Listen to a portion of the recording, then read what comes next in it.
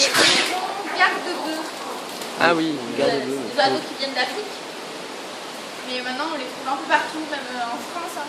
On en voit beaucoup en Camargue aussi. Et on les confond souvent avec les aigrettes. Sauf que les aigrettes, elles ont un cou un peu plus long. Et au niveau du bec, c'est noir au lieu d'être jaune. Alors pourquoi est-ce qu'on les appelle garde-bœufs? Elles sont souvent sur les bulles. Alors voilà, ils vont suivre les troupeaux et ils vont débarrasser des parasites en fait. Ils vont manger les petits parasites qui sont sur leur dos. Et ils aiment bien aussi manger les mollusques qui sont desserrés par les troupeaux. Donc ils sont omnivores, ça veut dire qu'ils peuvent manger un peu de tout. Là c'est des petits poissons qui s'appellent des atérines. Sinon ils ont aussi des petits granulés toute la journée qui peuvent grignoter.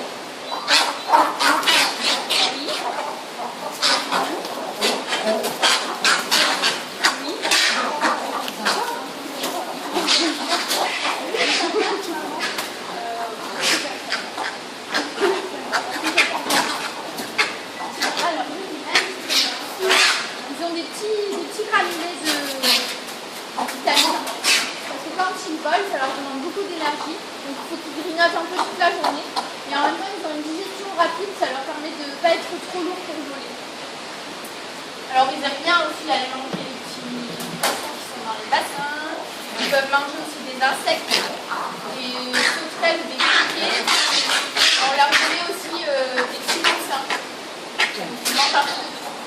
Et ils ne sont jamais mangés par les crocodiles. Ça peut arriver. Parce qu'on les voit descendre très les crocodiles. Mais ils savent. Mais en fait, ils sont tellement gourmands. Et ils ont une chance, c'est que les crocos, s'ils ne sont pas sûrs de les attraper, ils ne vont pas bouger. Donc ça leur laisse quand même un peu d'espoir. Mais ils se reproduisent tellement rapidement que même s'il y en a un ou deux qui se fait croquer, C'est la nature. voilà, c'est la chaîne alimentaire. Le crocodile mange l'oiseau, le poisson est mangé par l'oiseau et l'oiseau est pour le crocodile mangé par l'homme. Ah bah lui, il a de la chance. Il est protégé ici. Puis là, il est tranquille. Alors, il n'est pas très très grand, hein. Il fait à peu près 50 cm, 350 grammes. Et quand il ouvre ses ailes, à peu près 90-96 cm.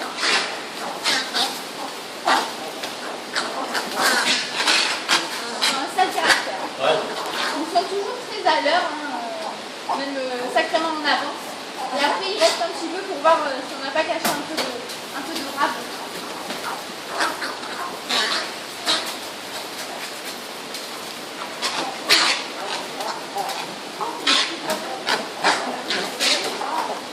Ça passe.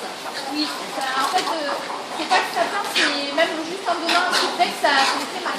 Il n'y a pas longtemps, il y en a un qui est venu sur moi et qui m'a mis un coup de bec à travers le corps. Les coups d'aile aussi, ça fait mal.